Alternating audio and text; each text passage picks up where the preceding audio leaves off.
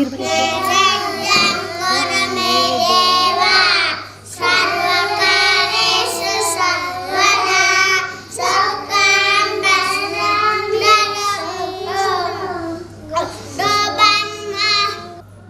ಶಿಶು ಮಂದಿರಕ್ಕೆ ಮಾರ್ಗದರ್ಶನ ನೀಡುವವರು ಹಿಂದೂ ಸೇವಾ ಪ್ರತಿಷ್ಠಾನ ಬೆಂಗಳೂರು. ಇದರ ಸ್ಥಾಪಕ ನಿರ್ದೇಶಕರಾಗಿ ನಮಗೆಲ್ಲ ಮಾರ್ಗದರ್ಶನ ಮಾಡಿದಂಥವರು, ನಮ್ಮ ಗ್ರಾಮಕ್ಕೆ ಹಲವಾರು ಸಲ ಬಂದಿರತಕ್ಕಂಥ ವ್ಯಕ್ತಿಗಳು ಅಜಿತ್ ಕುಮಾರ್ ಅವರು ಡಬಲ್ PhD ಮಾಡಿ ತನ್ನ ಸ್ವಂತ ಉದ್ಯೋಗಕ್ಕೆ ಹೋಗದೆ ರಾಷ್ಟ್ರೀಯ ಸ್ವಯಂ ಸೇವಕ ಸಂಘದಲ್ಲಿ ಪೂರ್ಣಾವಧಿ ಪ್ರಚಾರಕರಾಗಿ ಹಿಂದೂ ಧರ್ಮದ ಸೇವೆಯನ್ನು ನಿರಂತರ ಮಾಡುತ್ತಿದ್ದವರು. ಒಂದು ದಿನ ರಾತ್ರಿ ಅವರು ಹೀಗೆ ಸಮಾಜದ ಕೆಲಸಕ್ಕೆ ಹೋದಾಗ ವಾಹನ ಅಪಘಾತದಲ್ಲಿ 4 ಜನ ಸಂಘದ ಹಿರಿಯರು ತೀರಿ ಹೋದರು. ಅಂತಹ ಸಂದರ್ಭದಲ್ಲಿ ಅವರ ದಿನವನ್ನು ಪರಮಪೂಜ್ಯ ಉಡುಪಿ ಮಠಾಧೀಶರಾದಂಥ ಪೇಜಾವರ ಸ್ವಾಮಿಗಳು ಅವರು ತೀರಿ ಹೋದಂತಹ ದಿನವನ್ನು ಮಾರ್ಗಶಿರ ಬಹುಳ ಬಿದಿಗೆ ಬರುವ 24ನೇ ತಾರೀಕಿಗೆ ಇದು ನಡೆಯುವಂಥದ್ದು. ಆದರೆ ನಾವು ಕಾರಣಾಂತರಗಳಿಂದ 8 ದಿವಸ ಮೊದಲು ಈ ಕಾರ್ಯಕ್ರಮವನ್ನು ಮಾಡುತ್ತಿದ್ದೇವೆ. ಅವರ ದಿನವನ್ನು ಸೇವಾ ದಿನವನ್ನಾಗಿ ಮಾಡಬೇಕೆಂದು ಅವರು ಹಿಂದೂ ಸೇವಾ ಪ್ರತಿಷ್ಠಾನದ ಕುಲಪತಿಗಳಾಗಿ ನಮಗೆಲ್ಲ ಆದೇಶ ಮಾಡಿದ ಪ್ರಕಾರ ನಾವು ಅವರ ಈ ಪುಣ್ಯತಿಥಿಯನ್ನು ಸೇವಾ ದಿನವನ್ನಾಗಿ ಆಚರಿಸುವುದು. ಸೇವೆ ಎಂದರೆ ಸಾರ್ವಜನಿಕರಿಗೆ ಉಪಯೋಗ ಆಗತಕ್ಕಂತಹ ಗ್ರಾಮದಲ್ಲಿ ಬೇರೆ ಬೇರೆ ಶ್ರಮದಾನ ಇರಬಹುದು, ರಕ್ತದಾನ ಇರಬಹುದು, ಆರೋಗ್ಯ ಶಿಬಿರ ಇರಬಹುದು, ಇನ್ನಿತರ ಹಿರಿಯ ಸಾಧಕರಿಗೆ ಸನ್ಮಾನ, ಅಭಿನಂದನೆ, ಗ್ರಾಮ ಗೌರವ ಇರಬಹುದು. ಇಂತಹ ಹಲವು ಕಾರ್ಯಕ್ರಮಗಳಿಗೆ ಯಾವುದಾದರೂ ಒಂದನ್ನು ಆಯ್ಕೆ ಮಾಡಿ ನಾವು ಸಮಾಜದ ಉತ್ತಮ ವ್ಯಕ್ತಿಗಳನ್ನು ಗುರುತಿಸಿ ಅವರಿಗೆ ಗೌರವಿಸಬೇಕೆಂದು ನಮ್ಮ ಹಿಂದೂ ಸೇವಾ ಪ್ರತಿಷ್ಠಾನದ ಸೂಚನೆಯ ಪ್ರಕಾರ ನಾವಿಂದು ಈ ಕಾರ್ಯಕ್ರಮವನ್ನು ಹಮ್ಮಿಕೊಂಡಿದ್ದೇವೆ ಎಂದು ಬಹಳ ಸಂತೋಷವಾಗ್ತದೆ. ಯಾಕೆಂದರೆ ಈ ಕಾರ್ಯಕ್ರಮದಲ್ಲಿ ಹಿಂದೂ ಸೇವಾ ಪ್ರತಿಷ್ಠಾನದ ಮಹತ್ವವನ್ನು ತಿಳಿಸಲಿಕ್ಕೆ ಬಂದವರು ನಮ್ಮ ಸಂಘದ ಸ್ವಯಂ ಸೇವಕರು, ನಿರಂತರ ಸಂಘದ ಕಾರ್ಯದಲ್ಲಿ ತೊಡಗಿಕೊಂಡು ತನ್ನನ್ನೇ ತಾನು ಸಮರ್ಪಿಸಿದಂತಹ, ಈಗ ತಾನೇ ವರ್ಕಾಡಿ ನೀರುಳಿಕೆಯ ಶ್ರೀಮಾತಾ ಸೇವಾಶ್ರಮದ ಸಂಚಾಲಕರಾಗಿ 9 ಬಡ ಹೆಣ್ಣು ಮಕ್ಕಳಿಗೆ ಆಶ್ರಯದಾತರಾಗಿ ಆ ಸಂಸ್ಥೆಯನ್ನು ನಡೆಸತಕ್ಕಂಥ ನಮ್ಮ ಆತ್ಮೀಯರಂಥ ಪುಂಡರೀಕಾಕ್ಷನಿದ್ದಾರೆ. ಅವರನ್ನು ನಮ್ಮೆಲ್ಲರ ಪರವಾಗಿ ಆತ್ಮೀಯವಾಗಿ ಕಾರ್ಯಕ್ರಮಕ್ಕೆ ನಾನು ಸ್ವಾಗತ ಮಾಡುತ್ತಿದ್ದೇನೆ.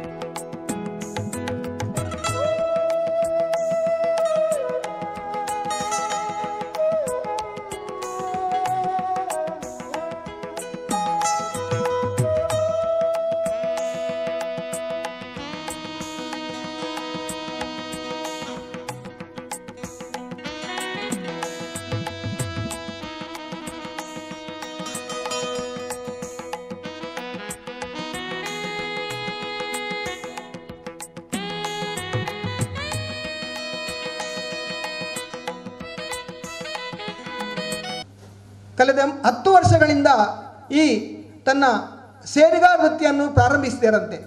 ಅಂದಿನಿಂದ ಇಂದಿನ ತನಕ ರಾತ್ರಿ ಹಗಲು ದೇವರ ಭೂತ ಕೋಲದಲ್ಲಿ ತನ್ನ ಸೇವೆಯನ್ನು ಯಾವುದೇ ಒಂದು ಪ್ರತಿಫಲಾಪೇಕ್ಷೆ ಇಲ್ಲದೆ ಶ್ರದ್ಧೆಯಿಂದ ಮಾಡಿದಂತಹ ಒಬ್ಬ ಹಿರಿಯರು.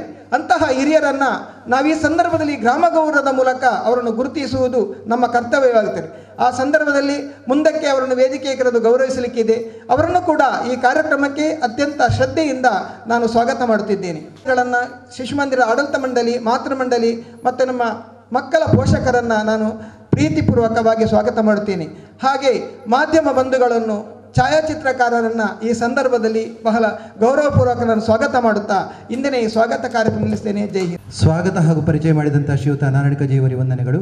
ಈಗ ಇವತ್ತಿನ ಕಾರ್ಯಕ್ರಮದ ಗ್ರಾಮ ಗೌರವದ ಬಗ್ಗೆ, ಸೇವಾ ದಿನದ ಬಗ್ಗೆ ಪ್ರಸ್ತಾವನೆಯನ್ನು ಮಾಡಬೇಕಾಗಿ ಶ್ರೀಯುತ ಮೋಹನ್ ದಾಸ್ ಜಿ ಶೆಟ್ಟಿ ಅವರ ಹತ್ರ. 45 ವರ್ಷಗಳ ಕಾಲ ನೇಮೋತ್ಸವದಲ್ಲಿ ತಾಸೆ ಇನ್ನಿತರ ಯಾವುದೇ ಕೆಲಸಗಳಲ್ಲಿ ನಿರಂತರವಾಗಿ ಸೇವೆಯನ್ನು ಮಾಡಿದಂಥ ಅತ್ಯಂತ ನಿಷ್ಕಳಂಕ, ಅತ್ಯಂತ ಗೌರವದ ವ್ಯಕ್ತಿ ಅಂತ ಹೇಳಿದರೆ ಶ್ರೀಯುತ ಜನಾರ್ದನ ಶೇರಿಗಾರ ದೇವಿನಗರ. ಬಹಳ ಸರಳ ಸಜ್ಜನಿಕೆಯ ವ್ಯಕ್ತಿ, ಯಾರಲ್ಲಿ ಕೂಡ ಮಾತಾಡುವಂಥ ಒಬ್ಬ ಸಾಮಾನ್ಯ ಮನುಷ್ಯ. ಈಗ ನಮ್ಮ ಕಣ್ಣೆರಿಗೆದುರಿಗೆ ಇದ್ದಾರೆ. ಅವರನ್ನು ಅಜಿತ್ ಕುಮಾರ್ ಅವರ ಸೇವಾ ದಿನದ ಅಂಗವಾಗಿ ನಾವು ಇವತ್ತು ಗ್ರಾಮ ಗೌರವವನ್ನು ಅವರನ್ನು ನಾವು ಆರಿಸಿದ್ದೇವೆ.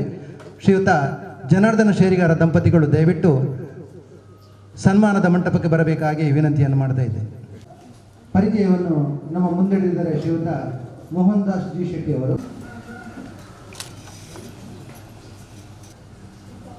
ಸ್ವರ್ಗೀಯ ಅಜಿತ್ ಕುಮಾರ್ ಅವರ ಆ ಒಂದು ನೆನಪಿಗಾಗಿ ಈ ಕಾರ್ಯಕ್ರಮ ಆಯೋಜನೆಯಾಗಿದೆ. ಅದರ ಪ್ರಮುಖ ಅಂಗವೇ ಗ್ರಾಮ ಗೌರವ. ಈ ಗ್ರಾಮ ಗೌರವಕ್ಕೆ ಆಯ್ಕೆಯಾದಂಥ ವ್ಯಕ್ತಿ ಒಬ್ಬ ಸಮಾಜದಲ್ಲಿ ಒಬ್ಬ ಸಾಮಾನ್ಯ. ತನ್ನ ಜೀವನದಲ್ಲಿ ಸೇರಿಗಾರ ವೃತ್ತಿಯನ್ನು ಮಾಡಿಸ್ತಾ ಅದೆಷ್ಟೋ ನೇಮ ಯಾತ್ರೆ ಅಥವಾ ಬ್ರಹ್ಮಕಲಶ ಇತ್ಯಾದಿಗಳಲ್ಲಿ ಭಾಗವಹಿಸಿ ತನ್ನ ಸೇವೆಯನ್ನು ಸಲ್ಲಿಸಿದಂಥ ಒಬ್ಬ ಮಹನೀಯ. ಇಂತಹ ವ್ಯಕ್ತಿಗಳು ಸಮಾಜದಲ್ಲಿ ಕಾಣಸಿಗುವುದು ಅಪರೂಪ. ಒಂದು ವೇಳೆ ಎಲ್ಲೂ ಅವರು ಗುರುತಿಸಲ್ಪಡುವುದಿಲ್ಲ. ಒಬ್ಬ ಸೇರಿಗಾರ ವೃತ್ತಿ ಅಂದರೆ ಸಮಾಜದಲ್ಲಿ ಹಿಂದೆ ತುಂಬ ತಾತ್ಸಾರದಿಂದ ನೋಡುವಂಥ ಒಂದು ಕಾಲ ಇತ್ತು. ಈಗಿನ ಸಂದರ್ಭದಲ್ಲಿ ಅಂಥವರಿಗೆ ರಾಜ್ಯ ಪ್ರಶಸ್ತಿ ಅಂತ ತನಕ ಸಿಗುವಂಥ ವ್ಯವಸ್ಥೆ ಆಗಿದೆ, ಅಥವಾ ರಾಷ್ಟ್ರ ಪ್ರಶಸ್ತಿ ಸಿಗುವಂಥ ವ್ಯವಸ್ಥೆ ಕೂಡ ಆಗಿದೆ. ನಾನು ಜನಾರ್ದನ ಶೇರಿಗಾರರನ್ನ ಬಾಲ್ಯದಿಂದಲೇ ನೋಡಿದವರು. ಎಲ್ಲ ಜಾತ್ರೆಗಳಲ್ಲಿ ಅವರು, ಅದು ಟಾಸೆ ಇರ್ಬೋದು ಅಥವಾ ಸಮ್ಮೇಳ ಇರ್ಬೋದು, ಅದನ್ನು ಬಾರಿಸಿದ ಆ ದೈವ ನರ್ತನ ಅಥವಾ ದೇವರ ನರ್ತನಕ್ಕೆ ಉತ್ತಮ ರೀತಿಯಲ್ಲಿ ಬಾರಿಸ್ತಾ ಇದ್ದದನ್ನು ನಾವು ಬಾಲ್ಯದಿಂದಲೇ ಕಂಡವರು. ಅಂಥ ವ್ಯಕ್ತಿಗೆ ಈ ಗ್ರಾಮ ಗೌರವ ಇಂದಿನ ದಿನ ನಮ್ಮ ಶಿಶು ಮಂದಿರದ ಮೂಲಕ ಸಲ್ತಾ ಇದೆ. ಅವರ ಪರಿಚಯವನ್ನೊಮ್ಮೆ ಸಭಾಗೌರವಕ್ಕೋಸ್ಕರ ಮಾಡ್ತಾ ಇದ್ದೇನೆ. ತಲಪಾಡಿ ದಿವಂಗತ ಐತಪ್ಪ ಸೇರಿಗಾರ ಹಾಗೂ ದಿವಂಗತ ಕಲ್ಯಾಣಿಯವರ ಸುಪುತ್ರರಾಗಿ ಜನಿಸಿದವರು ಜನಾರ್ದನ ಶೇರಿಗಾರರು. ತನ್ನ ಬಾಲ್ಯದಿಂದಲೇ ವಿದ್ಯಾಭ್ಯಾಸ ಎಷ್ಟಾಗಿದೆ ಅಂತ ನಮ್ಗೆ ಕನಿಷ್ಠ ಗೊತ್ತಿಲ್ಲ. ಸುಮಾರು ಅವರ ಬಾಲ್ಯದ 10ನೇ ವರ್ಷದ ಪ್ರಾಯದಿಂದ ಅವರು ಈ ಸೇರಿಗಾರ ವೃತ್ತಿಯನ್ನು ಮಾಡ್ತಾ ಇದ್ದಾರೆ. ಸುಮಾರು ದೀರ್ಘ ಸಮಯ 45 ವರ್ಷಗಳ ಕಾಲ ಅವರು ಈ ವೃತ್ತಿಯನ್ನು ಮಾಡಿದ್ದಾರೆ. ಅಂದರೆ ಅವರಿಗೆ ಇರುವಂಥ ಆ ಸಾಮಾಜಿಕ ಸಂಸ್ಕೃತಿಯ ಬಗ್ಗೆ ಎಷ್ಟು ಅನುಭವ ಇರಬಹುದು.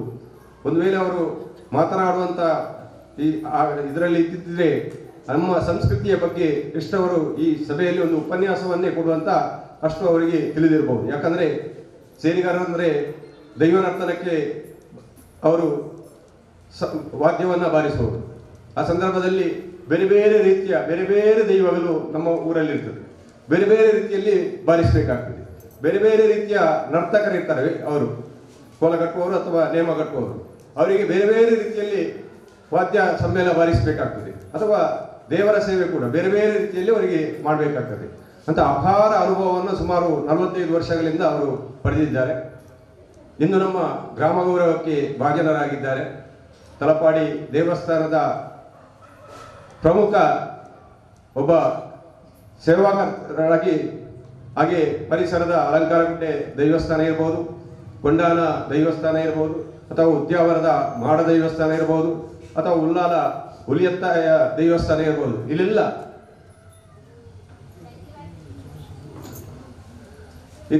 ಇಲ್ಲೆಲ್ಲ ಅವರು ಸೇರಿಗಾರ ವೃತ್ತಿಯನ್ನ ಮಾಡಿದವರು. ಅದಲ್ಲದೆ ಬೇರೆ ಬೇರೆ ಜಾಗಗಳಲ್ಲಿ ಸೇರಿಗಾರ ವೃತ್ತಿಯನ್ನು ಮಾಡಿದವರು.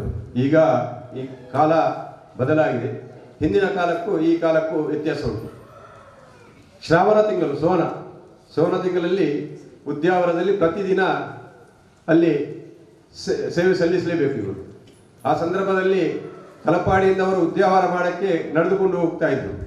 ಅಥವಾ ಉಳ್ಳಾಲ ದೈವಸ್ಥಾನದ ಜಾತ್ರೆ ಅಂದರೆ ಇಲ್ಲಿಂದ ಉಳ್ಳಾಲದ ತನಕ ಅವರು ನಡ್ಕೊಂಡು ಹೋಗಿ ರಾತ್ರಿ ಎಲ್ಲ ನಿದ್ದೆ ಬಿಟ್ಟು ಮರುದಿನ ಬೆಳಿಗ್ಗೆ ನಡ್ಕೊಂಡೇ ಬಂದು ಮನೆ ಸೇರಬೇಕಾದಂಥ ವ್ಯವಸ್ಥೆ ಇತ್ತು. ಹಾಗಿರುವಾಗ ಇಂಥ ಜನಾರ್ದನ ಸೇರಿಗಾರರು ನಮ್ಮ ಸಮಾಜಕ್ಕೆ ಆದರ್ಶಪ್ರಾಯರು. ಈ ವೃತ್ತಿಗೆ ಗೌರವ ಸಿಗಲಿ, ಈ ವೃತ್ತಿಯನ್ನು ಮುಂದುವರಿಸುವಂಥ ಕಲಾವಿದರು ನಮ್ಮಲ್ಲಿ ಇನ್ನೂ ಹುಟ್ಟಲಿ, ಈ ದೇಶದಲ್ಲಿ ಹುಟ್ಟಲಿ ಅನ್ನುವಂಥ ಆಶಾಭಾವನೆಯೊಂದಿಗೆ ಸನ್ಮಾನ್ಯ ಸ್ವರ್ಗೀಯ ಅಜಿತ್ ಕುಮಾರ್ ಅವರ ಅವರ ಪುಣ್ಯಸ್ಮರಣೆಯ ಈ ಸಂದರ್ಭದಲ್ಲಿ ಅವರಿಗೆ ನಾವು ಗ್ರಾಮ ಗೌರವವನ್ನು ನೀಡ್ತಾ ಇದ್ದೇವೆ. ಎಲ್ಲರಿಗೂ ಶುಭವಾಗಲಿ.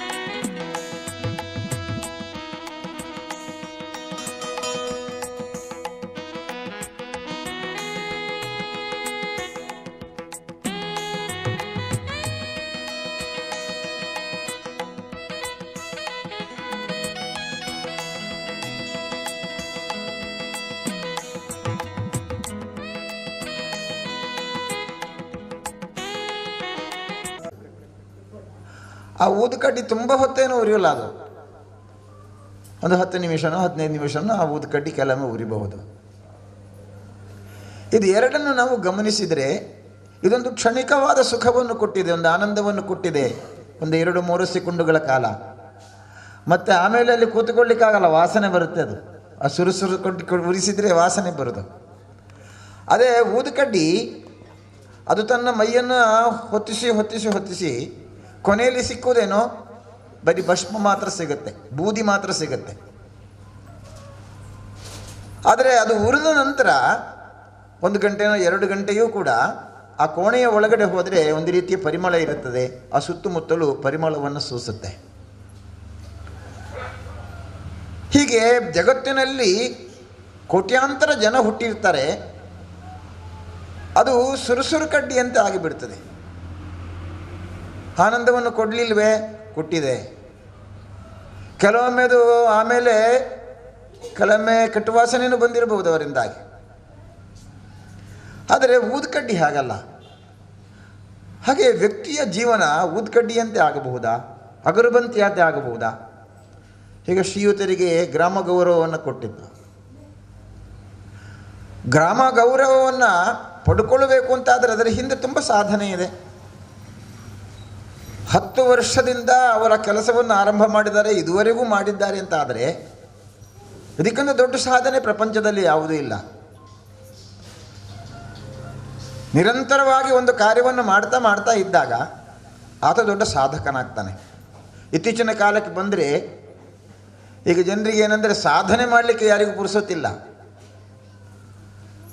ಪೇಪರ್ನಲ್ಲಿ ಹೆಸರು ಬರಬೇಕು, ಸುದ್ದಿ ಆಗಬೇಕು, ಏನೂ ಇಲ್ಲ ಅಂದರೂ ಅಡ್ವರ್ಟೈಸ್ಮೆಂಟಿನ ಕೆಳಗಡೆ ಅದರ ದೊಡ್ಡ ಫೋಟೋ ಹಾಕಿಬಿಡ್ತಾರೆ. ಕಾಸರಗೋಡಿನಲ್ಲಿ ಭಾರಿ ದೊಡ್ಡ ಕಾರ್ಯಕ್ರಮ, ಹಿಂದೂ ಸಮಾಜೋತ್ಸವ ಎನ್ನೆಲ್ಲ ಒಂದು ಇಪ್ಪಡು ಮಾರಿ ಅಂತ ಆ ಹಿಂದೂ ಸಮಾಜೋತ್ಸವದ ಕಾರ್ಯಕ್ರಮಕ್ಕಿಂತಲೂ ಇವನದು ದೊಡ್ಡ ಫೋಟೋ ಹಾಕಿರ್ತಾರೆ ಕೆಳಗಡೆ. ಅಂದರೆ ತಾನು ಪ್ರಚಾರಕ್ಕೆ ಬರಬೇಕು ಎಂಬ ಆಸೆ ಇರ್ತದೆ. ಆದರೆ ನಿರಂತರ ಸಾಧನೆ ಮಾಡ್ತಾ ಆ ಕಾರ್ಯದಲ್ಲಿ ಅವನು ಸಿದ್ಧಿಯನ್ನು ಪಡ್ಕೊಳ್ಬೇಕು. ಹಾಗೆ ಸಾಧನೆಯ ನಂತರ ಆ ಕಾರ್ಯದ ಸಿದ್ಧಿಯಾದ ಮೇಲೆ ಅವನಿಗೆ ಪ್ರಚಾರದ ಅವಶ್ಯಕತೆ ಇಲ್ಲ. ಸಹಜವಾಗಿ ಬೇರೆಯವರು ಪ್ರಚಾರ ಮಾಡಿಯೇ ಮಾಡ್ತಾರೆ. ಆದರೆ ಸಾಧನೆ ಇಲ್ಲದಿದ್ದರೆ ಪ್ರಚಾರಕ್ಕೆ ಔಚಿತ್ಯ ಇಲ್ಲ. ಅಂಥವರಲ್ಲಿ ಅಜಿತ್ ಕುಮಾರ್ ಒಬ್ಬರು. ತಾವು ನಿರಂತರವಾಗಿ ಮಾಡಿರುವ ಸಾಧನೆ, ಅದರ ಪರಿಣಾಮವಾಗಿ ಅವರೆಲ್ಲರ ಜನಮಾನಸದಲ್ಲಿ ಇದ್ದಾರೆ. ಅವರು ಪೇಜಾವರ ಸ್ವಾಮಿಯವರು ಅವರ ಕಾಲನ ನಂತರ ಅವರು ಹೇಳಿದರು, ಅಜಿತ್ರನ್ನು ಎಂದು ಮರಿಬಾರದು ಅಂತ. ಯಾಕೆ ಮರಿಬಾರದು ಅಂತ ಕೇಳಿದರೆ 1982ನೇ ಇಸವಿಯೊಳಗಡೆ ಉಡುಪಿಯಲ್ಲಿ ಒಂದು ಭಾರಿ ದೊಡ್ಡ ಕಾರ್ಯಕ್ರಮ ಆಯಿತು, ಹಿಂದೂ ಸಂಗಮ ಅಂತ. ವಿಶ್ವ ಹಿಂದೂ ಪರಿಷತ್ತಿನ ಕಡೆಯಿಂದ ಕಾರ್ಯಕ್ರಮ ನಡೆಯಿತು. ಆ ಕಾರ್ಯಕ್ರಮ ನಡೆದಾಗ ಕೊನೆಯ ದಿವಸ ಒಂದು 5 ನಿಮಿಷ ಕರೆಂಟ್ ಹೋಯಿತು. 5 ನಿಮಿಷ ಕರೆಂಟ್ ಹೋದಾಗ ಎಲ್ರಿಗೂ ಗಡಿಬಿಡಿ. ಯಾಕಂದರೆ ನಮ್ಮ ಊರಿನಲ್ಲಿ ಕರೆಂಟ್ ಹೋದರೆ ಕತೆ ಗೊತ್ತಾಗತ್ತಲ್ಲ. ಇಲ್ಲಿ ಸಾವಿರಾರು ಜನ ಸೇರಿದ್ದಾರೆ, ಹೆಣ್ಣು ಮಕ್ಕಳಿದ್ದಾರೆ, ತಾಯಂದಿರಿದ್ದಾರೆ, ಕಿಸೆಯಲ್ಲಿ ಹಣ ಸಾವಿರಾರು ರೂಪಾಯಿ ಇಟ್ಟುಕೊಂಡವರಿದ್ದಾರೆ, ಕುತ್ತಿಗೆಯಲ್ಲಿ ಚಿನ್ನಾಭರಣ ಇಟ್ಟುಕೊಂಡವರಿದ್ದಾರೆ. ಸ್ವಾಮಿಗಳೆಲ್ಲ ವೇದಿಕೆ ಮೇಲೆ ಕೂತ್ಕೊಂಡು ಮಾತನಾಡ್ತಿದ್ರು. ಏನಾಗ್ತದೆ ಏನೋ ಕರೆಂಟ್ ಬರುವಾಗ, ಏನಾಗ್ತದೆ ಏನೋ ಕರೆಂಟ್ ಬರುವಾಗ, ಯಾವ ಹೆಣ್ಣಿನ ಮೇಲೆ ಅತ್ಯಾಚಾರ ಆಗುತ್ತೆ ಏನೋ, ಯಾರ ಕುತ್ತಿಗೆಯಲ್ಲಿ ಹಾರ ಇಲ್ಲದಾಗ್ತದೆ, ಆ ಥರ ಅವರಿಗೆ ಭಯ. ಆದರೆ ಆ ಸಂದರ್ಭದಲ್ಲಿ ಅಲ್ಲಿ ಇರುವಂತಹ ಎಲ್ಲ ವಾಲಂಟಿಯರ್ಸ್ ಯಾರ್ಯಾರಿದ್ದಾರೆ, ಯಾರ್ಯಾರು ಕಾರ್ಯಕ್ರಮಕ್ಕೆ ಬಂದಿದ್ದಾರೆ, ಅವರೆಲ್ಲ ಕಾರೆಲ್ಲ ತಂದಿದ್ರು, ಜೀಪು ತಂದಿದ್ರು, ಬಸ್ಸು ತಂದಿದ್ರು. ಅವರೆಲ್ಲ ಅದರ ಹೆಡ್ಲೈಟ್ ಓಪನ್ ಮಾಡಿದ್ರು. ಪರಿಣಾಮವಾಗಿ ಆ ಕರೆಂಟಿಗಿಂತ ಹೆಚ್ಚು ಬೆಳಕಾಯಿತು. ಸ್ವಲ್ಪ ಕಳೆಯುವಾಗ ಕರೆಂಟ್ ಬಂತು. ಆ ಸಂದರ್ಭದಲ್ಲಿ ಅಜಿತ್ ಕುಮಾರ್ ಒಂದು ಮಾತು ಹೇಳಿದ್ರೆ, ಅಲ್ಲಿ ಏನಾಗ್ತದೋ ಏನೋ ಅಂತ ಹೇಳುವಾಗ ಸ್ವಾಮಿಗಳು ಹೇಳಿದ್ರಂತೆ, ಏನೂ ಆಗೋದಿಲ್ಲ. ಯಾಕಂದರೆ ಹಿಂದೂ ಸಮಾಜದ ಈ ಕಾರ್ಯಕ್ರಮದಲ್ಲಿ ಏನೂ ಆಗಲ್ಲ. ಯಾಕೆ ನಿಮಗೆ ಧೈರ್ಯ ಅಂತ ಕೇಳುವಾಗ ಅವರು ಹೇಳಿದರು, ಈಗ ನಮ್ಮ ಮನೆಯಲ್ಲಿ ಕರೆಂಟು ಹೋಯಿತು ಅಂತ ಇಟ್ಕೊಳ್ಳುವ, ಅಪ್ಪ ಅಮ್ಮ ಅಜ್ಜ ಅಜ್ಜಿ ಮಾವ ಅತ್ತೆ ಚಿಕ್ಕಪ್ಪ ದೊಡ್ಡಪ್ಪ ಎಲ್ಲ ಮನೆಯಲ್ಲಿ ಕೂತಿದ್ದಾರೆ, ಕರೆಂಟ್ ಹೋಯಿತು, ಏನಾದರೂ ಆಗತ್ತಾ? ಅಲ್ಲಿ ಏನಾಗಲ್ಲ. ಅಲ್ಲಿ ತಂಗಿ ಮೇಲೆ ಕೈ ಹಾಕುವವರಿಲ್ಲ, ಯಾರ ಹಣ ಕಿತ್ತುಕೊಳ್ಳುವವರಿಲ್ಲ, ಚಿನ್ನಾಭರಣ ದೋಚುವವರಿಲ್ಲ. ಹೀಗೆ ಇದೊಂದು ದೊಡ್ಡ ಸಮಾಜ ಇದು ಎಂಬಂಥ ಭಾವನೆಯನ್ನು ತುಂಬಿದರು. ಈ ರೀತಿ ಸಮಾಜ ಮತ್ತು ನಾವು ಒಂದು ಎಂಬ ಭಾವ, ಅದಕ್ಕೋಸ್ಕರ ನಿರಂತರವಾಗಿ ಸಾಧನೆ ಮಾಡಬೇಕು ಎಂಬ ಭಾವ, ಅದಕ್ಕೋಸ್ಕರ ವಿಶೇಷವಾಗಿ ತಾಯಿಯಂದಿರನ್ನು ಅದಕ್ಕೆ ಜೋಡಿಸಬೇಕು ಅಂತ ಅವರು ಯೋಚನೆ ಮಾಡಿದರು. 1988ನೇ ಇಸವಿಯೊಳಗಡೆ ನಾನು ಉತ್ತರ ಕರ್ನಾಟಕಕ್ಕೆ ಸಂಘದ ಕಾರ್ಯಕ್ಕೋಸ್ಕರ ಹೋಗಿದ್ದಾಗ ಎಲ್ಲ ಮನೆಗಳಿಗೆ ಸಂಪರ್ಕ ಮಾಡಿದಾಗ ಗೊತ್ತಾಯಿತು, ನಮಗಂತೂ ಭಾರಿ ಖುಷಿ. ಯಾಕಂದರೆ ನಾವು ಕಾಸರಗೋಡಿಂದ ಹೋಗಿದ್ದೀವಿ. ಯಾಕೆ ಉತ್ತರ ಕರ್ನಾಟಕದಲ್ಲಿ RSS ಕೆಲಸ ಬೆಳೆಸಲಿಕ್ಕೆ, ಹಿಂದೂ ಸಮಾಜದ ಕೆಲಸ ಮಾಡಲಿಕ್ಕೆ ಹೋಗುದ್ದು ಅಂತ ಭಾರಿ ಆನಂದ. ನಾವೇ ಭಾರಿ ಮುಂಚೂಣಿಯಲ್ಲಿ ಇರುವವರು ಅಂತ.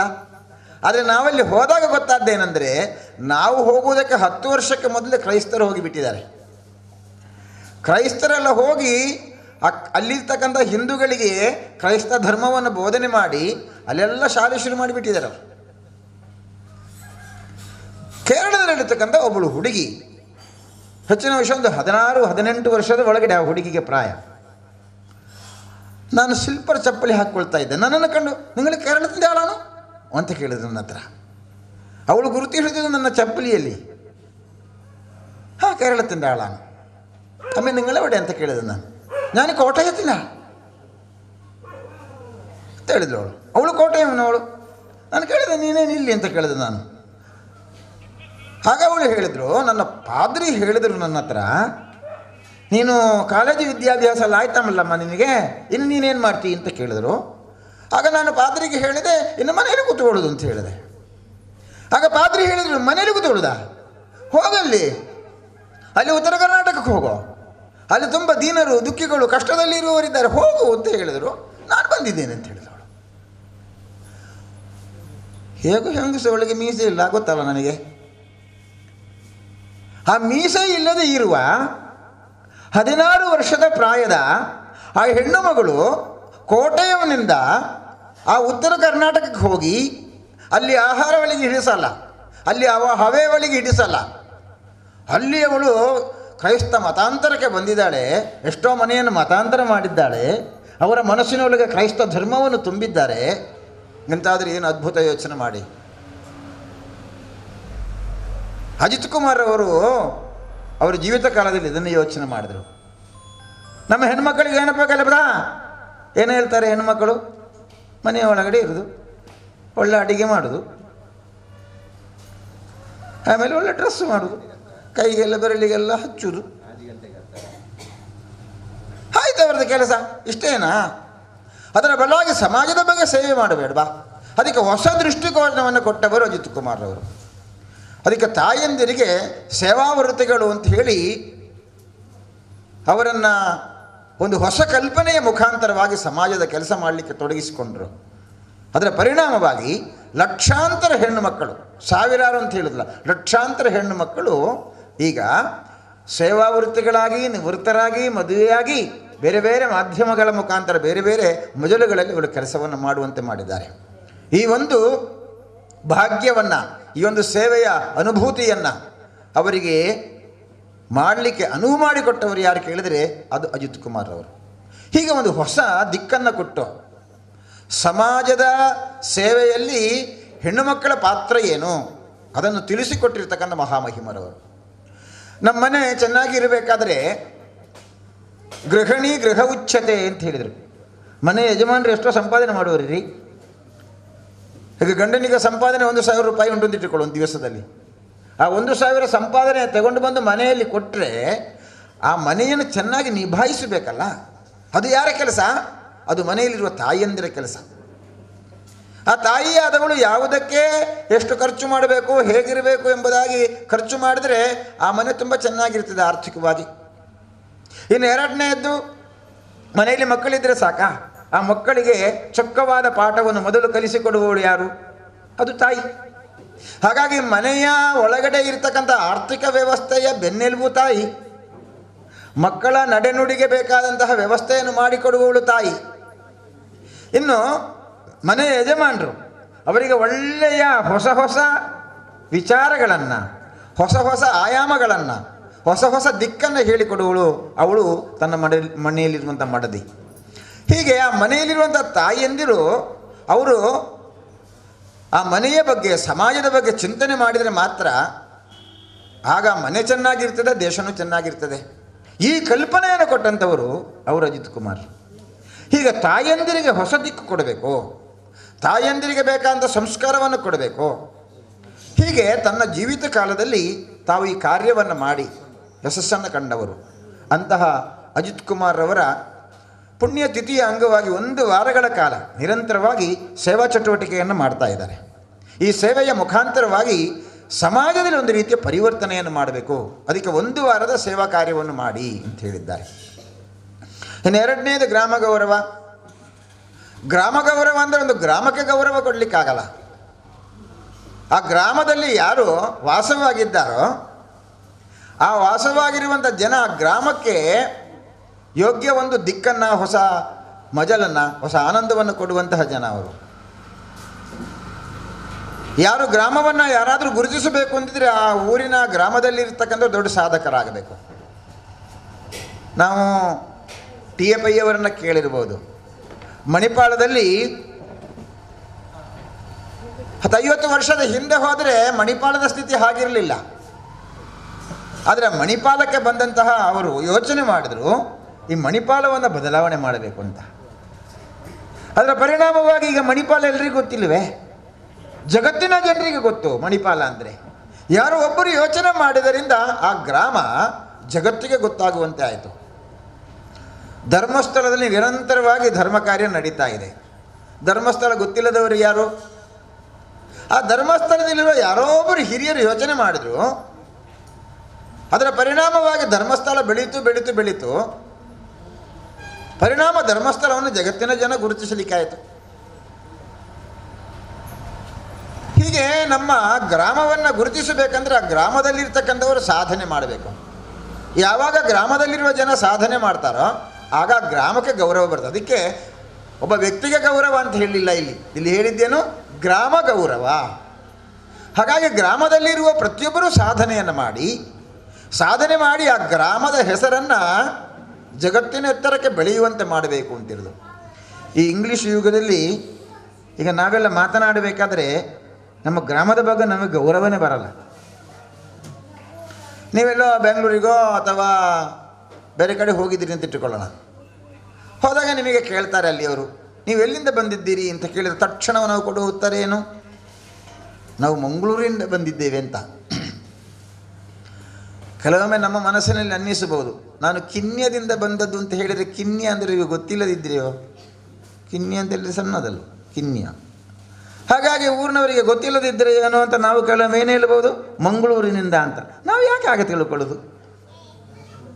ಮೊದಲು ಏನು ಹೇಳಬೇಕು, ಬೆಂಗಳೂರಿನವರು ಕೇಳಿದರೆ ನೀವು ಎಲ್ಲಿಂದ ಬಂದದ್ದು? ನಾನು ಕಿನ್ಯದಿಂದ ಬಂದದ್ದು ಅಂತ. ಹಾಗೆ ಅವರು ಕೇಳಿದ್ರೆ ಎಲ್ಲಿ ಮರೆ ಕಿನ್ಯ ಅಂದರೆ ಕೇಳ್ತಾನೆ ಇಲ್ಲೋ. ಆಮೇಲೆ ಕಿನ್ಯ ಅಂದರೆ ಮಂಗಳೂರಿನ ಹತ್ರ. ಓ ಅಷ್ಟು ಅವನಿಗೆ ಹೇಳಿದ್ರೆ ಸಾಕು. ಬದಲಾಗಿ ನಾವು ಯಾವುದೋ ದೊಡ್ಡ ಪಟ್ಟಣದ ಹೆಸರು ಹೇಳಿ ನಾನು ಅಲ್ಲಿಂದ ಬಂದವ, ಅದು ನಮಗೆ ಹೇಳಲಿಕ್ಕೆ ಹೆಮ್ಮೆ ಆಗತ್ತೆ. ಯಾರೋ ಇಲ್ಲಿಂದ ಕಿನ್ಯದಿಂದ ಬೇರೆ ಕಡೆಗೆ ಹೋಗಿರ್ತಾರೆ ನೋಡಿ, ದುಬೈಗೋ ಬೊಂಬೈಗೋ ಎಲ್ಲ. ಆಮೇಲೆ ಅವರು ಇಲ್ಲೇ ಊರಿನಲ್ಲಿ ಇರ್ತಾರೆ. ಕಾಗದದಲ್ಲಿ ಪ್ರಿಂಟ್ ಮಾಡಬೇಕಾದ್ರೆ ಏನು ಬರೀತಾರೆ ಅವರು? ಪುಂಡರೀಕಾಕ್ಷ ಮುಂಬೈ. ಏನೋ ಮುಂಬೈಯಲ್ಲಿ ಹುಟ್ಟಿದ್ದ. ಜನನೇ ಜನ್ಮಭೂಮಿಶ್ಚ ಸ್ವರ್ಗಾದಪಿ ಗರೀಯಸಿ ಅಂತ ಕೃಷ್ಣ ಹೇಳ್ದ. ಹಾಗಾಗಿ ನಮ್ಮ ಗ್ರಾಮದ ಬಗ್ಗೆ ನಮಗೆ ಅಭಿಮಾನ ಬೇಕಾ ಬೇಡವಾ? ಆ ಅಭಿಮಾನವನ್ನು ಉಳಿಸಬೇಕಾದ ಕೆಲಸ ಯಾರ್ದು? ಅದಕ್ಕೋಸ್ಕರ ಗ್ರಾಮ ಅದು ರಾಮರಾಜ್ಯ ಆಗಬೇಕು. ಆ ಗ್ರಾಮದಲ್ಲಿರುವಂಥ ಜನ ಎಲ್ಲ ಬೆಳಿಬೇಕು. ತನ್ಮೂಲಕವಾಗಿ ಆ ಗ್ರಾಮಕ್ಕೆ ಒಂದು ಗೌರವ ಬರಬೇಕು. ಮತ್ತು ಈ ದೇಶದ ಬೆನ್ನೆಲುಬು ಎಂದ ಗ್ರಾಮ, ಪೇಟೆ ಅಲ್ಲ ನಮ್ಮ ದೇಶದ ಬೆನ್ನೆಲುಬು. ಯಾರೋ ನಮ್ಮ ಪ್ರಥಮ ತಲೆ ಹಾಳಾಗಿರುವಂಥ ಪ್ರಧಾನಮಂತ್ರಿಗಳು ಇದನ್ನು ಪೇಟೆ ಕೇಂದ್ರಿತವಾಗಿ ಮಾಡಿಬಿಟ್ರು. ಈಗ ಮನೆಯಿಂದ ಯಜಮಾನರು ಹೊರಡುವಾಗ ಹೆಂಡತಿ ಒಂದು ಪಟ್ಟಿ ಕೊಡ್ತಾಳೆ. ಎಂಥದ್ದು ಪಟ್ಟಿ? ತರಕಾರಿ ಇಲ್ಲರಿ, ಒಂದೆರಡು ಪಪ್ಪಾಯಿ, 2 ತುಂಡು ಬಸಳೆ. ಇದು ಪೇಟೆಯಿಂದ ತರಬೇಕಾ? ಪಪ್ಪಾಯಿ ಮತ್ತು ಬಸಳೆ ಅದು ಪಟ್ಟಿ ಕೊಡುವುದು ಹೌದಲ್ಲ, ಪಪ್ಪಾಯಿ ಮತ್ತು ಬಸಳೆ ತರಬೇಕು ಅಂತ. ಇದು ಎರಡೂ ಬೆಳೆಯುವುದು ನಮ್ಮ ಮನೆಯಲ್ಲಿ. ಇದನ್ನು ಬೆಳೆಸಲಿಕ್ಕೆ ಭಾರಿ ಕಷ್ಟ ಏನಿಲ್ಲ. ಪಪ್ಪಾಯಿ ಬಸಳೆ ಬೆಳೆಸಲಿಕ್ಕೆ ಭಾರಿ ಕಷ್ಟ ಉಂಟಾ? ಅದರಲ್ಲಿ ಹೀಗೆ ಬಿಸಾಡಿದ್ರೆ ಬೆಳೀತದೆ ಅದು. ಅಂದರೆ ನಮ್ಮದೆಲ್ಲವೂ ಈಗ ಪೇಟೆ ಕೇಂದ್ರಿತ. ನಾನು ಇದು ಹೇಳಲಿಕ್ಕೆ ಕಾರಣ ಏನಂದರೆ ಎಲ್ಲವೂ ಪೇಟೆ ಕೇಂದ್ರಿತವಾಯಿತು. ಹಾಗಾಗಿ ಗ್ರಾಮ ಗೌರವ ಅಂದರೆ ಆ ಗ್ರಾಮದಲ್ಲಿರ್ತಕ್ಕಂಥ ಜನ ಆ ಗ್ರಾಮವನ್ನು ಬೆಳೆಸುವ ಪ್ರಯತ್ನವನ್ನು ಮಾಡಬೇಕು. ಅದಕ್ಕೆ ಗ್ರಾಮ ಗೌರವ. ಯಾವುದೋ ಒಂದು ವ್ಯಕ್ತಿಯನ್ನು ಪ್ರಧಾನ ಮಾಡಬೇಕು ಅಂತ ಹೇಳೋದಕ್ಕೋಸ್ಕರ ಗ್ರಾಮ ಗೌರವ ಅಲ್ಲ. ಅವರಿಗೆ ಕೊಡುವಂತಹ ಪ್ರಾಧಾನ್ಯತೆಯನ್ನು ಕೊಡಬೇಕು ನಾವು.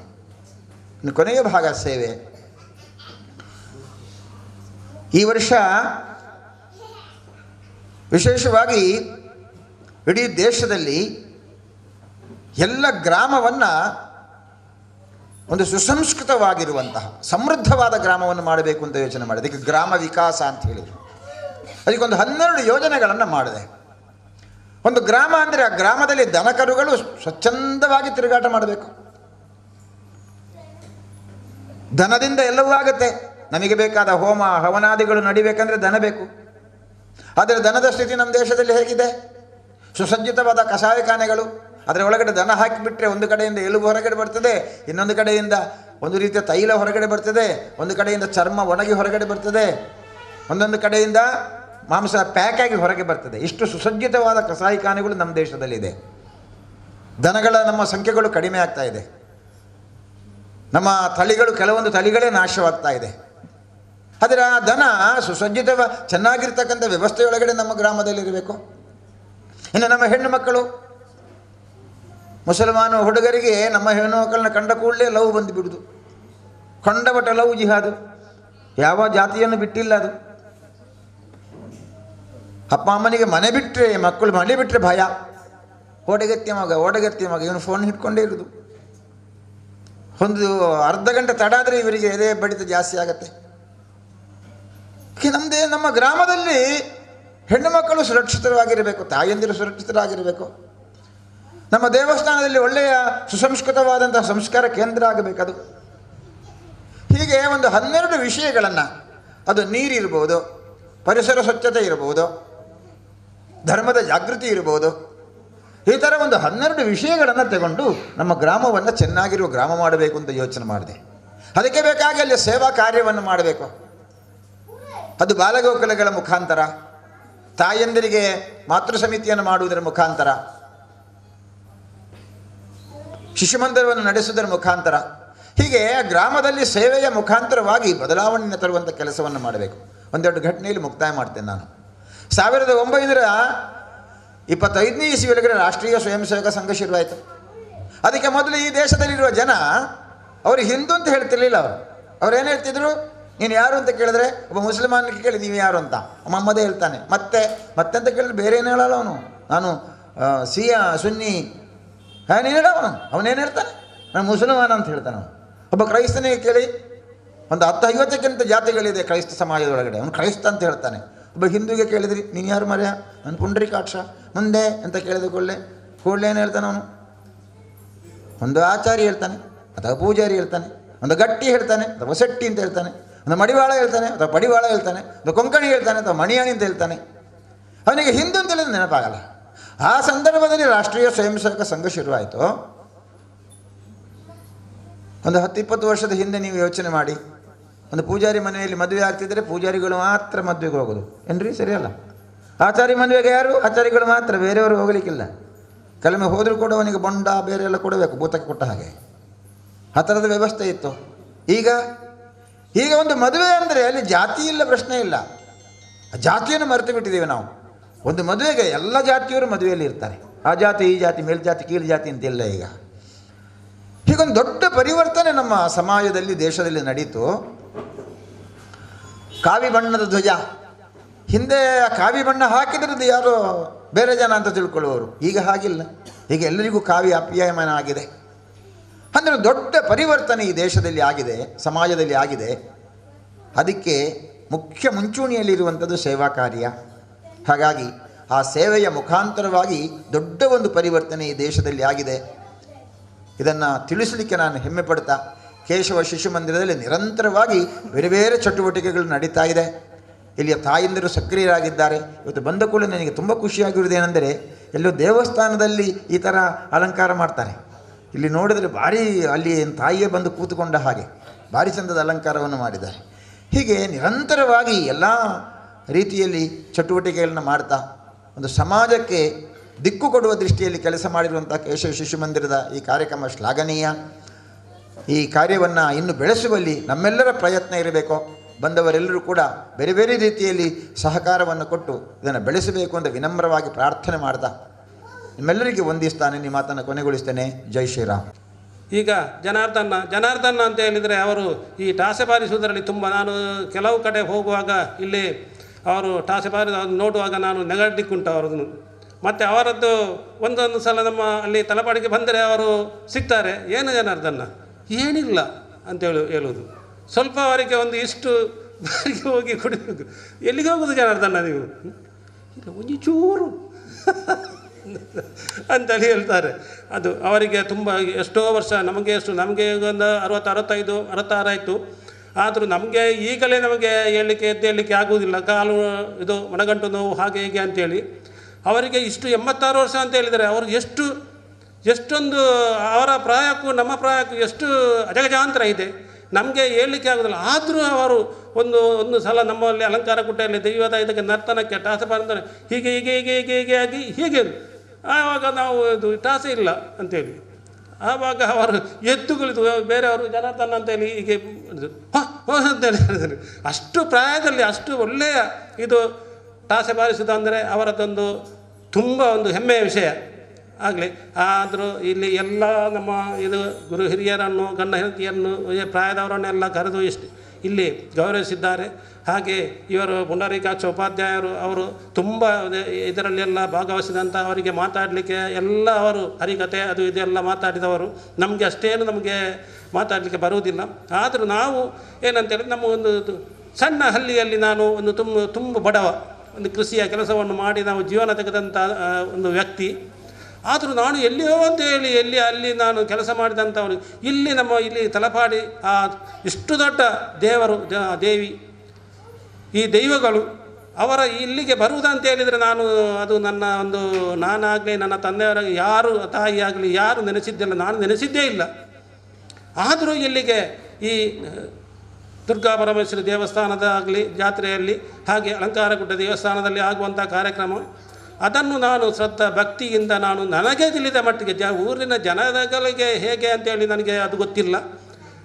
ನನಗೆ ತಿಳಿದಷ್ಟು ನನ್ನ ಎಷ್ಟು ಸೇವೆ ಹಿರಿಯರು ಮಾಡಿದ್ದಾರೆ, ಅದು ಆ ಸೇವೆಯನ್ನು ನಾನು ನಿರಂತರವಾಗಿ ಯಾವ ಕಡೆ ಎಂದು ಕಾರ್ಯಕ್ರಮ, ನನ್ನ ತಂದೆ ಸತ್ರು, ನನ್ನ ತಂದೆ ಸಾಯುವಾಗ ನಮ್ಮಲ್ಲಿ ದೇವಸ್ಥಾನ ಅಲಂಕಾರಗುಡ್ಡೆಯಲ್ಲಿ ಸಂಕ್ರಮಣ ದಿವಸ, ಆದರೆ ಅಲ್ಲಿ ನನ್ನ ಮಗ ಇಲ್ಲ, ಏನು ಅಂತೇಳಿ ನನಗೆ ಹುಷಾರಿ ಇರಲಿಲ್ಲ. ಆವಾಗ ಏನು ಅಂತೇಳಿ ನೋಡುವಾಗ ನನಗೆ ಅಷ್ಟು ಆಯಿತು, ನಾನು ಗರ್ಭಗುಂಡದ ಒಳಗೆ ಇದ್ದೇನೆ.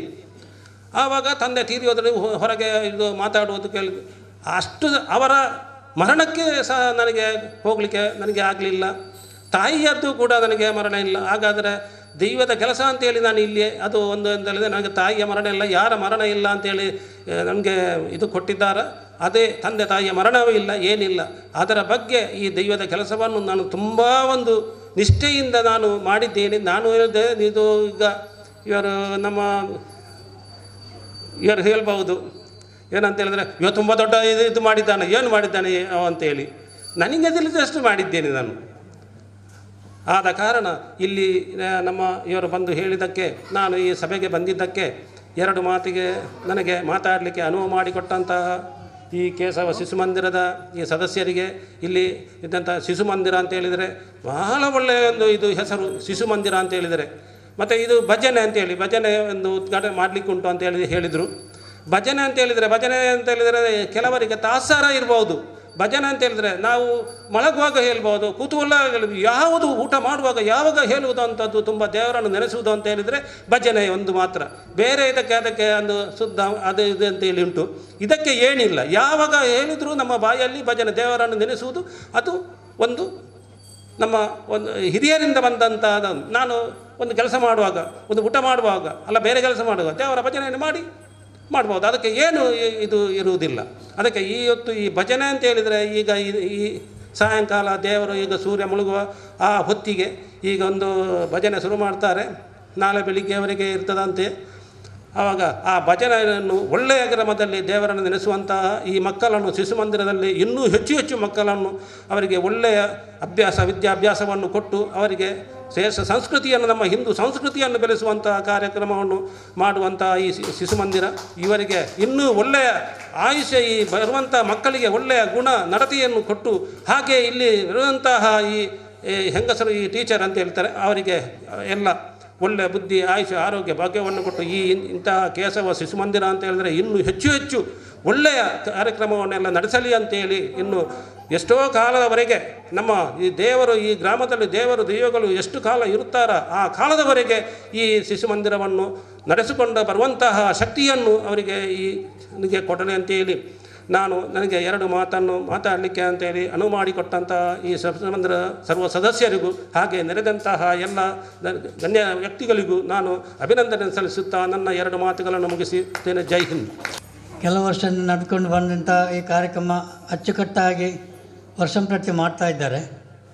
ಅದೇ ರೀತಿಯಲ್ಲಿ ಎಷ್ಟೋ ಜನ ಇಲ್ಲಿ ಹೇಗೆ ನಡೀತದೆ ಏನು ಅಂತೇಳಿ ಯಾರಿಗೂ ಇಲ್ಲಿಯ ವಿಷಯ ಹೆಚ್ಚಿನವರಿಗೆ ಗೊತ್ತಿಲ್ಲ. ಕಾರಣ ಅಂತೇಳಿದ್ರೆ ಅದು ಅವರಷ್ಟಕ್ಕೆ ಆ ವ್ಯವಸ್ಥೆಗಳನ್ನು ಮಾಡ್ತಾ, ಇಷ್ಟು ಮಕ್ಕಳಿಗೆ ಇಲ್ಲಿ ಒಂದು ಬೇಕಾದಂಥ ವ್ಯವಸ್ಥೆ ಮಾಡಲಿಕ್ಕೆ ಎಷ್ಟು ಖರ್ಚು ಉಂಟು ಅದರ ಬಗ್ಗೆ ಅದು ಅವರಿಗೆ ಗೊತ್ತು. ನಾನು ಕೇಳುವಾಗಲೂ ಅದನ್ನು ಸರಿಯಾಗಿ ಅವರು ವ್ಯವಸ್ಥೆ ಹೀಗೆ ನಮ್ಮದು ಅಂತೇಳಿ ಸ್ಪಷ್ಟವಾಗಿ ಹೇಳಿಲ್ಲ. ಯಾಕೆಂತೇಳಿದರೆ ಇದೊಂದು ನಿಗೂಢವಾಗಿ ಇದನ್ನು ಒಳ್ಳೆ ರೀತಿಯಲ್ಲಿ ನಡೆಸೋದು ವ್ಯವಸ್ಥೆಗೆ ಅವರು ಎಲ್ಲರ ಹತ್ರ ಕೇಳಲಿಕ್ಕೆ ಏನೂ ಹೋಗಲಿಲ್ಲ. ಅಂದರೆ ಅದಕ್ಕೆ ಸಂಬಂಧಪಟ್ಟ ಒಂದು ಅಂಥ ಜನರನ್ನೇ ಹುಡುಕಿ ಆ ಒಂದು ವ್ಯವಸ್ಥೆಯನ್ನು ಅಚ್ಚುಕಟ್ಟಾಗಿ ಮಾಡ್ತಾ ಇವತ್ತಿನವರೆಗೆ ಈ ಕಾರ್ಯಕ್ರಮಗಳೆಲ್ಲ ನಡೆಸ್ತಾ ಒಳ್ಳೆಯ ಒಂದು ಈ ಜಾಗದಲ್ಲಿ ಇಷ್ಟೊಂದು ಸೌಮ್ಯವಾದ ಒಂದು ಜಾಗ. ಯಾಕೆಂತೇಳಿ ಇದು ಮಕ್ಕಳಿಗೆ ಸರಿಯಾದ ಒಂದು ಸ್ಥಳ, ಒಂದು ವಿಶಾಲತೆ, ಇಲ್ಲಿ ಒಂದು ಮನಸ್ಸಿಗೆ ಒಂದು ನೆಮ್ಮದಿ, ಇದೆಲ್ಲ ಸಿಕ್ಕುವಂಥ ಒಂದು ಸ್ಥಳ. ಇಲ್ಲಿ ಎಲ್ಲರಿಗೆ ಯಾರಿಗೂ ಬಂದರೂ ಒಂದು ಮನಸ್ಸಿಗೆ ನೆಮ್ಮದಿ ಆಗಿತ್ತು ಈ ಜಾಗದ ಒಂದು ವ್ಯವಸ್ಥೆ ಹಾಗೆ ಉಂಟು. ಅದೇ ರೀತಿಯಲ್ಲಿ ಮುಂದೆ ಇಲ್ಲಿ ಇನ್ನೂ ಒಳ್ಳೆ ಅಭಿವೃದ್ಧಿಯಾಗಿ ಎಲ್ಲ ಮಕ್ಕಳಿಗೆ ಬೇಕಾದಂಥ ಒಂದು ಸೌಲಭ್ಯವನ್ನು ಒದಗಿಸಿಕೊಡುವಂಥ ಅನುಗ್ರಹ ಮಾಡಲಿ ಅಂತ ದೇವರ ಹತ್ರ ಪ್ರಾರ್ಥನೆ ಮಾಡಿ ಈ ಕಾರ್ಯಕ್ರಮಕ್ಕೆ ನಾನು ವಂದಿಸ್ತೇನೆ. ಗೋಪಾಲ ದೇವಾಡಿ ದಂಪತಿ ಇವರಿಗೂ ಕೂಡ ಶಿಶು ಮಂದಿರದ ಪರವಾಗಿ ತುಂಬ ಹೃದಯದ ಅಭಿನಂದನೆಗಳು. ಹಾಗೆ ಶ್ರೀಮತಿ ದೇವಕಿ ಪೂಪಸಲೆ ಅಂತ ಚಣಿ ಇವರಿಗೂ ಕೂಡ ಶಿಶು ಮಂದಿರದ ಪರವಾಗಿ ಅನಂತ ಧನ್ಯವಾದಗಳು. ಹಾಗೂ ಶ್ರೀಮತಿ ನಿರ್ಮಲಾ ಸುಂದರಾಚಾರ್ಯ ಇವರಿಗೂ ಕೂಡ ಶಿಶು ಮಂದಿರದ ಪರವಾಗಿ ತುಂಬ ಹೃದಯದ ಅಭಿನಂದನೆಗಳು. ಹಾಗೆ ಶ್ರೀಮತಿ ಪುಷ್ಪ ಹಾಗೂ ಐತಪ್ಪ ಶೆಟ್ಟಿ ತಲಪಾಡಿ ಇವರಿಗೂ ಕೂಡ ಶಿಶು ಮಂದಿರದ ಪರವಾಗಿ ಅನಂತ ಧನ್ಯವಾದಗಳು. ಇವತ್ತು ಕೇಂದ್ರ ಬಿಂದು ಅಂದರೆ ಇವತ್ತಿನ ಈ ಒಂದು ಗ್ರಾಮ ಗೌರವವನ್ನು ಸ್ವೀಕರಿಸಿದಂಥ ಶ್ರೀಮತಿ ವಾರಿಜಾ ಜನಾರ್ದನ ಶೇರಿಗಾರ ದೇವಿನಗರ ಇವರಿಗೂ ಕೂಡ ಶಿಶು ಮಂದಿರದ ಪರವಾಗಿ ತುಂಬ ಹೃದಯದ ಧನ್ಯವಾದಗಳು. ಇವತ್ತಿನ ಕಾರ್ಯಕ್ರಮಕ್ಕೆ ಪ್ರತ್ಯಕ್ಷ ಹಾಗೂ ಪರೋಕ್ಷವಾಗಿ ಸಹಕರಿಸಿದ ಎಲ್ಲರಿಗೂ ಕೂಡ ಶಿಶು ಮಂದಿರದ ಪರವಾಗಿ ತುಂಬ ಹೃದಯ ಧನ್ಯವಾದಗಳು. ನಮಗೆಲ್ಲರಿಗೂ ನಮ್ಮ ಆರಾಧ್ಯ ಮಾತೆ ಶ್ರೀ ದುರ್ಗಾಪರಮೇಶ್ವರ ದೇವಿಯು ಆಯುಷ್ಯ ಆರೋಗ್ಯವನ್ನು ನೀಡಲೆಂದ ದೇವರಲ್ಲಿ ಪ್ರಾರ್ಥಿಸುತ್ತಾ ಮುಂದಿನ ಏಕಹ ಭಜನೆ ನಾವು ಈಗ ಕೆಲವೇ ಕ್ಷಣಗಳಲ್ಲಿ ಆರಂಭವಾಗಿದೆ. ಎಲ್ಲ ಗಣ್ಯ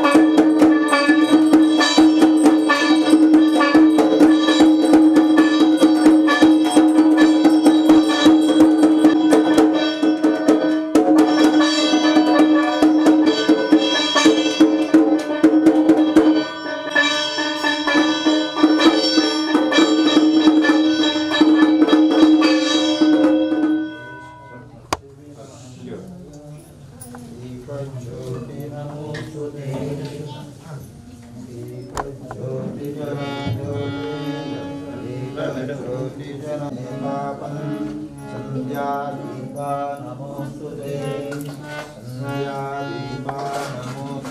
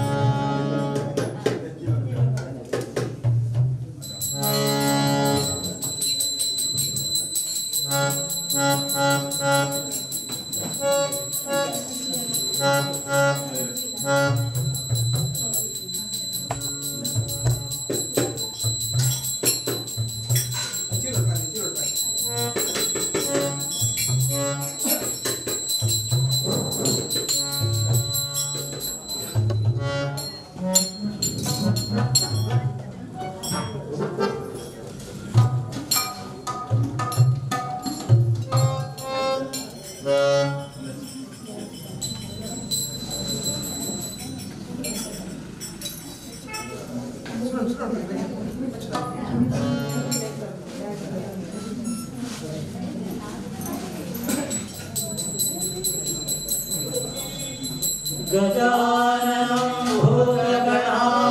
भूतगणादिसेवितं